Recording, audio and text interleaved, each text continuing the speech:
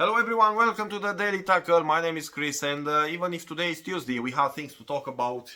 Yep, we'll start with Liverpool, and we have some team announcements from Arne Slot.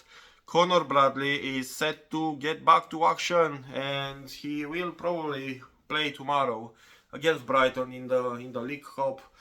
As well, some bad news from our manager. We won't be able to use Alisson, Diogo Jota, Elliott, or Chiesa till mid-November, when we have the international matches and the Premier League will just have a few weeks of break. So we just have to rely on what we have, and I'm a bit disappointed. I thought Diogo Jota's injury wasn't so bad, but he does have damage to his chest, so we won't see him playing till late November.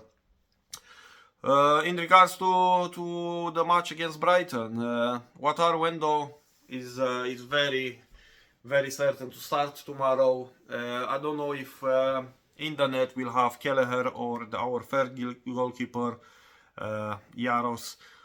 We'll probably have Robertson on the bench. Tsimikas will start. I'm thinking Van Dijk and maybe Konate still our duo in the center of the defense. And if Bradley is fit to play, I think he might start, and Trent might be on the bench. And it's funny to see who will be up front. Gakpo probably will start. Nunez, a good 2 matches for Nunez, so he might still be there. And let's see if Salah or Diaz will be in the starting 11. It's a game where we should use as many players as we can, and give some rest as much as we can, again, to those who have so many minutes. A win would be good, but it's a League Cup match, and I'll be honest, I mean, for me it doesn't matter if we draw, win or lose this match. I just don't want any more injuries, like I said in the Champions League last week. We have enough injured players, so the League Cup not being a priority, we shouldn't go all in. If we take the lead, just preserve it. Come home with the win, and prepare for Brighton again on Sunday. But that's that for Liverpool. We'll talk about the Ballon d'Or, who has a new winner. It was decided last night, and it's Rodri from Man City. So Rodri wins the Ballon d'Or, and I'm happy he plays in the Premier League. Actually, I'm not happy he plays for City. I wish he played for Liverpool, but he is in the Premier League, and if I'm not wrong, and I hope I'm not, I think the last player from the Premier League who wasn't called Cristiano Ronaldo that won the Ballon d'Or, I think it was Michael Owen playing for Liverpool 20 years ago, 20 plus. So it's a good win for the Premier League. It's good we didn't have any more like Ronaldo or Messi on that final shortlist. I wish we had Salah, because I truly believe he should have been on that top 10 player of the years, but he wasn't. So I'm a bit gutted about it, but we knew the shortlist, the final shortlist, so he wasn't there from when we heard it first.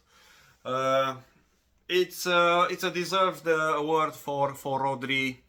And the funny thing, actually, that will be remembered probably about this event is that the guys from the Instagram account of the Ballon d'Or just made a big error in there when Ruben Diaz arrived on the red carpet or whatever they had in there. The Ballon d'Or Instagram page just portrayed him as Rodri, so a big fuck up, big mix, and the guys in there should start and learn some things about football and how football players look, because Ruben Diaz is not even Spanish, he's Portuguese. And if you still get the chance to look at the original post, which was later changed, you could see next to, or at the bottom of Ruben Diaz's photo, you could see written Rodri and the Spanish flag. So a big fuck up from the Ballon d'Or Instagram page. But it's funny. I wish these things would happen more, because anyway, it's looking back at the history of the Ballon d'Or. I don't think it's so serious about it. I mean, there've been times when Cristiano Ronaldo or Messi didn't really deserve the prize, but they were awarded because of the name they have, because of the brand, because of the whole PR thing behind him. And I'm glad Rodri won this season, and it's good we won't see any more of this PR behind the winners in the future. And that's that about the Ballon d'Or. We focus on the main news that's been harassing us in the past 24 hours. Is again the sacking of Erik ten Hag from Man United, and apparently the Red Devils are very, very close to sign his replacement, and it's gonna be probably in a few days.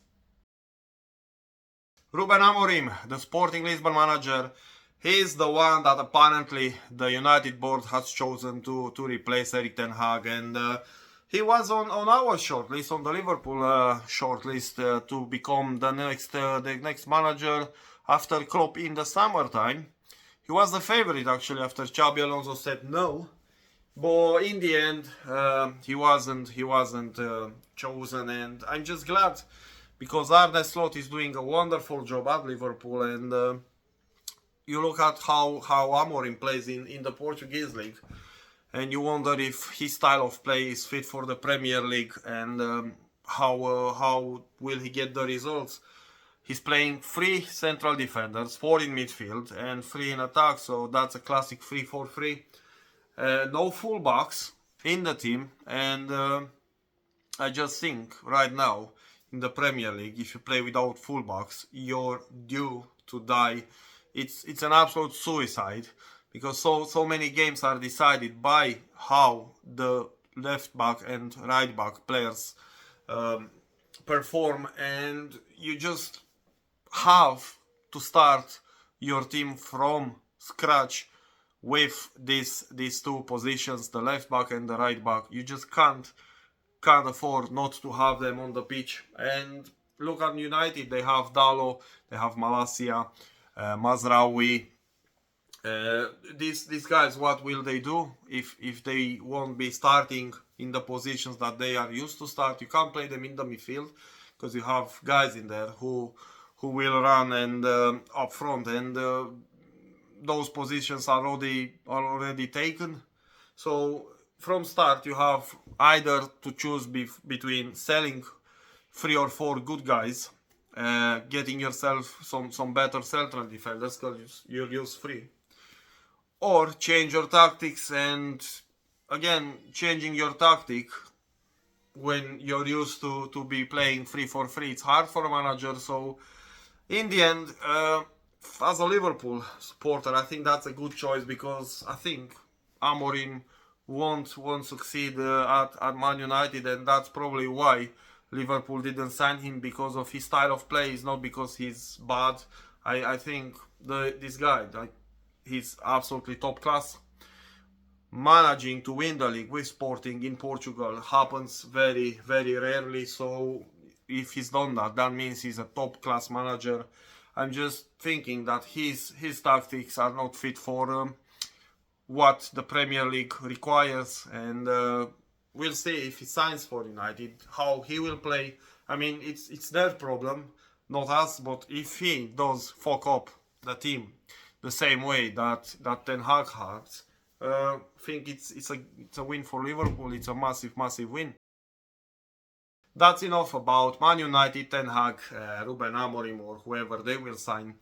We start the last 16 in the EFL Cup today. We have 2 games, 2 home games for Premier League sides against Championship sides. It's Southampton against Stoke City and Brentford against Sheffield Wednesday.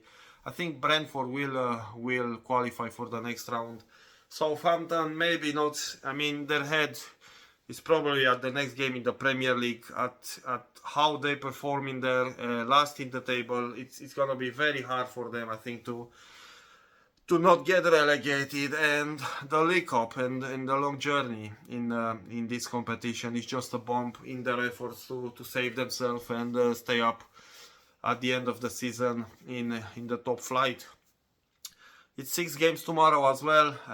The main game of the round is Spurs against City. But there's as well Brighton v Liverpool, Preston v Arsenal, or Newcastle v Chelsea. It's 8 games, and it's a good rehearsal for what comes next in the Premier League. We have a great game day, match day on this weekend. There's United against Chelsea. We'll see how United will perform after Ten Hag's dismissal. Yeah, it's good. We have football this week, and I can't wait for tonight's matches. Before the end, I just want to mention Hansi Flick and his performance at Barcelona last week. I think he's definitely been the manager of the month in Europe. He won 4-1 against Bayern in the Champions League, and then on Sunday at Bernabeu he destroyed Real 4-0. I mean, you look at that squad, and of course there's some good few names in there: Lewandowski, Rafinha, Ter Stegen. But you have as well some names that you haven't heard about, some young guys. And seeing Barcelona play like that just makes you think that Flick may have discovered a new golden generation for the Catalans. They sit first in the table. I'm not following the Spanish league, but I see the league table, and Real is far behind Barcelona already, and that difference may not be recovered till the end. And yeah, Barcelona are the top favorites now, and the way they play in Europe as well makes them top favorites for the Champions League. Again, 4-0 against Real. The Champions League winners, the Spanish league holders on Sunday. It's just whoa! It's something that we don't see too often. Hansi Flick, just to finish this, well done, great job he's been doing at Barcelona, and if they keep playing like this, I just don't want them to face Liverpool till the final, when you just have to play them. Right, that's that for today. If you like the video, give it a thumbs up, subscribe to the channel, leave some comments in the box below. I'll see you soon with a new video. Until then, take care and have a nice day.